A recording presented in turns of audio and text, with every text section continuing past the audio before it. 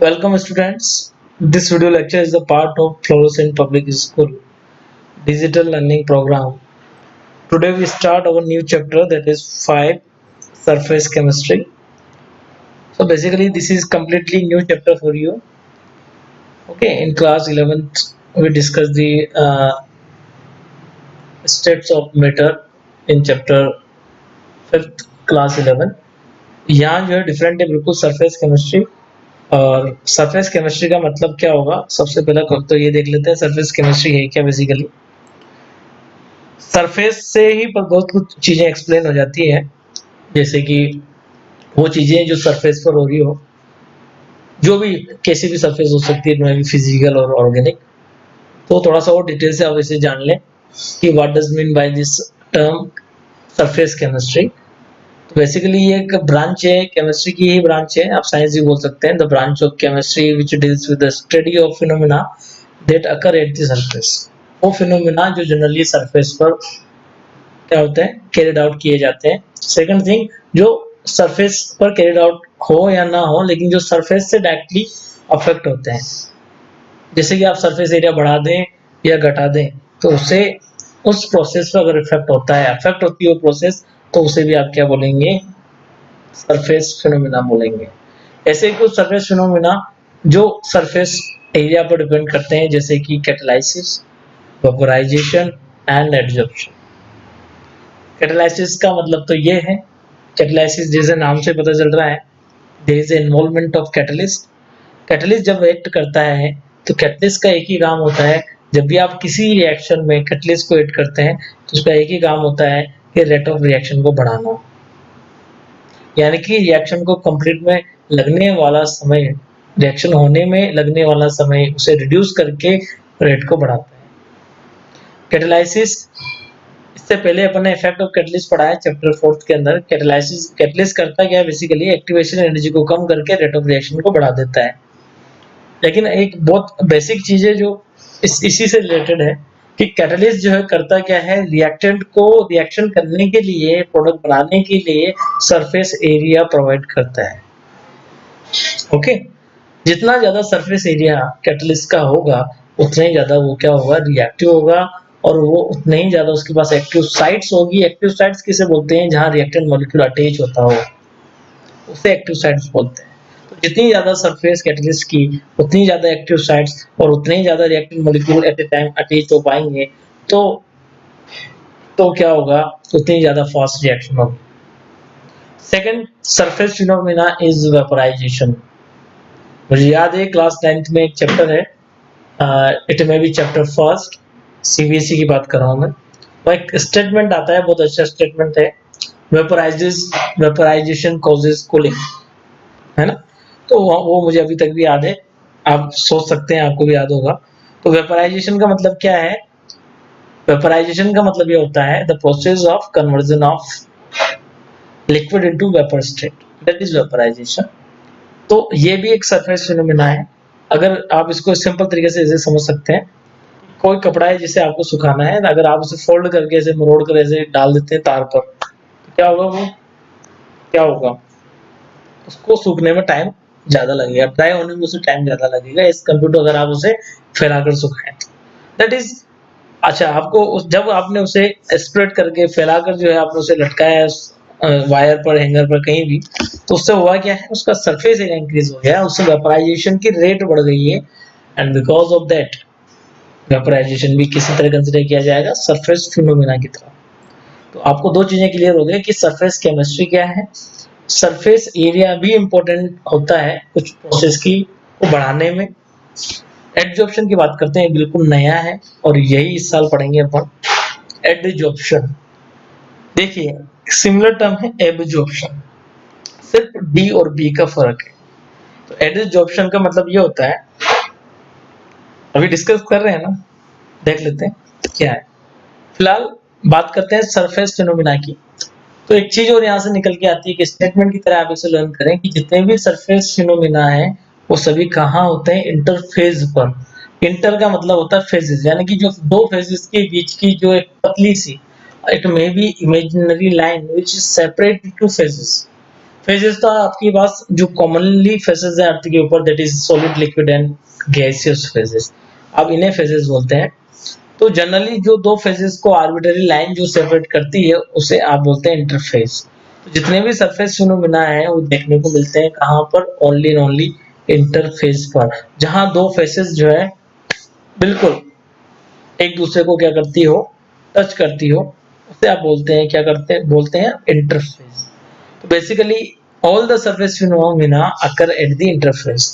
तो इंटरफेस आपको पता होना चाहिए। जैसे एक मैंने यहाँ एग्जांपल लिया है, शो भी किया आपको कि a glass, yes, a glass cup which is it may be beaker, a glass beaker which is half filled by water, एक ग्लास बीकर है जो आधा भरा हुआ है पानी से, तो उसमें कितनी इंटरफेसेस आपको देखने को मिलेगी, how many interfaces can be seen in glass या glass beaker which is half filled with the water। अगर कोई बीकर है आधा भरा हुआ है पानी से, तो उसमें कितनी इंटरफेसेस आप देख सकते हैं। बेसिकली यहाँ पे शो किया हुआ है तीन इंटरफेसेस आपको सीन हो रही है, नजर आ रही है, और वो तीन इंटरफेसेस को आप कैसे नॉमेनक्लेट करेंगे। Okay, first, second, third. तो बेसिकली क्या है, जो फर्स्ट वाला आप देखिए एक बार, फर्स्ट जो है बाहर की तरफ से देखें आप, तो इस ग्लास के, यस, ग्लास का बीकर है, इसके अंदर पानी है और बाहर क्या है, एयर है। यहाँ पर सराउंडिंग में क्या, एयर, और एयर जो है गैसियस फेज को रिप्रेजेंट करता है। फर्स्ट जो इंटरफेस है वो किसके बीच में, गैस के बीच में, और ये जो ब्लैक कलर से शो किया हुआ है वॉल ऑफ ग्लास बीकर, तो ये जो वॉल है ये सॉलिड है, ग्लास बीकर सॉलिड होता है, तो सॉलिड और गैस, तो गैस एंड सॉलिड यहाँ पर इंटरफेस आपको देखने को मिलेगी। एज सिमिलर जो आपका सेकेंड टाइप की जो इंटरफेस है वो कैसी है, बाहर एयर है अंदर लिक्विड है, तो ये जो आपकी हो जाएगी गैस और liquid interface. In similar third अगर आप देखें, थर्ड पॉइंट जहाँ पे शो किया हुआ है, अंदर से देखें आप इसे, तो यहाँ लिक्विड है, बाहर एयर है, नहीं बाहर क्या है, यहाँ पे ग्लास है, तो ये हो जाएगा आपका liquid solid interface, liquid solid interface. वही इंटरफेसेस में मैंने शो किया हुआ है। इंटरफेस को आप स्लैश से शो करते हैं, स्लैश यहाँ पे मैंने लगाया हुआ है, ऑब्लिक जिसे बोलते हैं आप, स्लैश मैंने शो किया हुआ है, तो आप इससे शो करते हैं। तो G/S represent the one interface, G/L represent the second type of interface, and L/S represent the third type of interface. तो इंटरफेसेस इंपॉर्टेंट क्यों है, because all the surface phenomena which occur at the interfaces. Okay, बात करते हैं कुछ तीन मिलती जुलती टर्म्स, जैसे कि एडजॉर्प्शन, एब्जॉर्प्शन, सॉर्प्शन। बहुत सारे बच्चे जो है बचपन में एब्जॉर्प्शन ही सुना होगा आपने, एब्जॉर्प्शन, एब्जॉर्प्शन एंड एब्जॉर्प्शन, लेकिन अब सुनेंगे आप एडजॉर्प्शन, एब्जॉर्प्शन एंड सॉर्प्शन, यानी कि तीन चीजें अलग अलग हैं, बोलने में भी ध्यान रखें, बी और डी का फर्क है, बस चीजें तीनों अलग हैं, और इस चैप्टर में आप ये तीनों ही पढ़ने वाले हैं। तो एडजॉर्प्शन, एब्जॉर्प्शन और सॉर्प्शन को रिप्रेजेंट करने का मेरे पास यहाँ पर तीन मैंने पिक्टोरियल शो किए हुए हैं। पहला देखें आप एडजॉर्प्शन वाला। अगर कोई भी बॉडी होती है जहां, जिसे आप कंसिडर कर रहे हैं, तो वो बॉडी जैसे अपनी खुद की ह्यूमन बॉडी आप कंसिडर कर रहे हैं, तो ह्यूमन बॉडी की जो स्किन है वो क्या है, वो उसका क्या है, सरफेस है। स्किन जो है आप बाहर से अगर आप देखें जिस पर हेयर्स है वो क्या है, आपका सरफेस है। और आपका जो इंटरनल जो विसेरा है, ऑर्गन्स है आपके अंदर, जैसे हार्ट हुआ है, तो ये सब कहाँ एग्जिस्ट करते हैं, बल्क के अंदर। ओके, दूसरा एग्जांपल लेते हैं, जैसे आपने चौक लिया, तो चौक का जो आउटर सरफेस है, आउटर सरफेस जो है उससे वो जो है आपका क्या कहलाता है, उसका आउटर सरफेस, और अंदर जो है जब चौक को आप ब्रेक करेंगे तो जो सेंटर पे होगा उसे आप बल्क बोलेंगे। ओके, तो एडजॉर्प्शन में होता क्या है, पार्टिकल का जो अक्यूमुलेशन होता है, पार्टिकल जो भी, किसी के भी पार्टिकल हो, में भी सॉलिड, लिक्विड, गैस, व्हाटएवर, तो पार्टिकल जो अक्यूमुलेट होते हैं वो आउटर सरफेस पर अक्यूमुलेट होते हैं, उसे बोलते हैं आप एडजॉर्प्शन।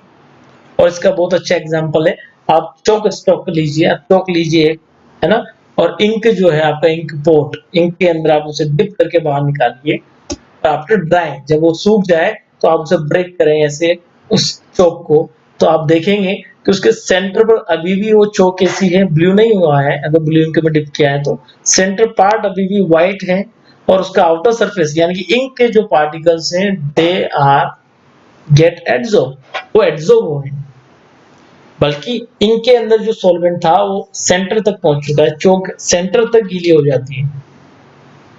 समझ आ रहा है नहीं आ रहा है?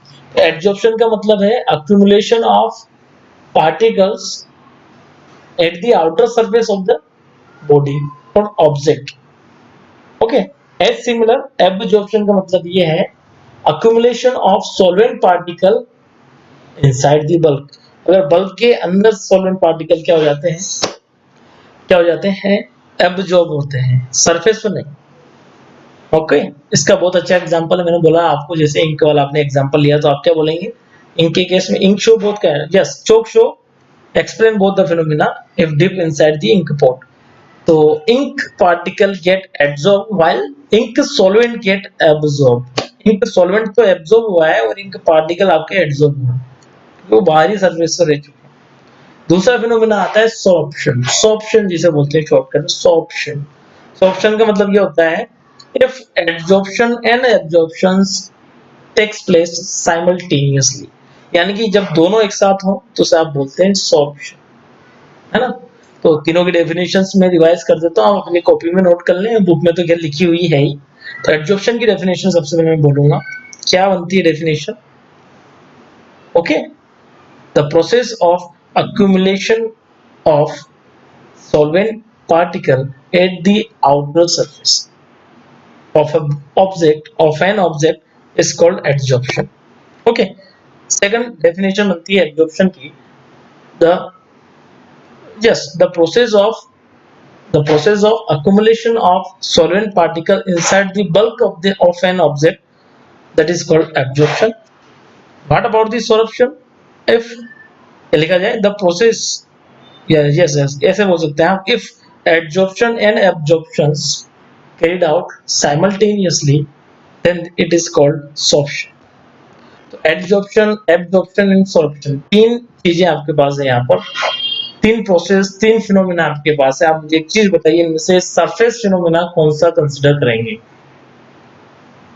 यस, अभी तक जो भी क्लास ली है मैंने, आप अब ये आंसर दे सकते हैं कि एडजॉर्प्शन, एब्जॉर्प्शन और सॉर्प्शन में से आप किसे सरफेस फिनोमेना बोलेंगे। Answer goes to adsorption. That's why I include adsorption, not absorption, sorption terms.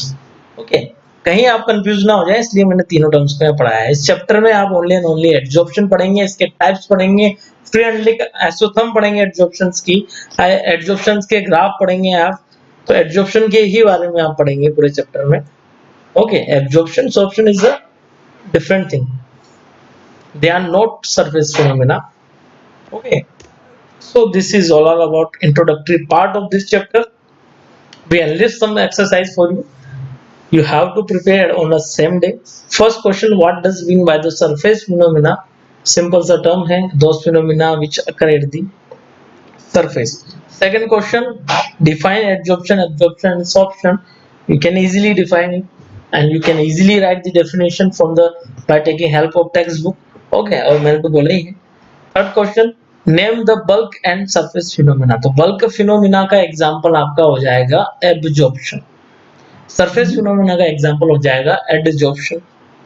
Give the types of adsorption. Adsorption के दो टाइप होते हैं, फिजिकल एडजॉर्प्शन और केमिकल एडजॉर्प्शन।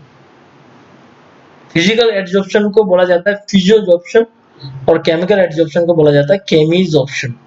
तो आप ये बुक में से देख के लिख सकते हैं। कल तो वैसे मैं इसको डिस्कस करने वाला हूँ, कल डिस्कस करूंगा, इसलिए आज ही मैं चाहता हूँ आपको नाम याद हो जाए। फिजिकल एडजॉर्प्शन और केमिकल एडजॉर्प्शन, दो तरह का एडजॉर्प्शन होता है, दोनों में क्या डिफरेंसेस है वो अपन कल बात करेंगे। ओके, तो कल जो लेक्चर है वो यहीं से स्टार्ट होगा, टाइप्स ऑफ एडजॉर्प्शन से। तो ये इंट्रोडक्टरी पार्ट है इसलिए थोड़ा कम है, आप प्रिपेयर करें अपने वर्कशीट के लिए। So this is all about today lecture. Have a nice day and thanks for the watching this video. Please subscribe, है ना। सब्सक्राइब क्यों करना है आपको, सब्सक्राइब इसलिए करना है क्योंकि हो सकता है स्कूल की तरफ से आपको वीडियो लेट डिलीवर हो, अगर आपको उसको तुरंत देखना है, जैसे अपलोड हुई है आपको देखना है आज, you can easily find in our YouTube channel. And if you have any doubt, you can ask in our comment section. पहले से बोलता आ रहा हूँ, है ना।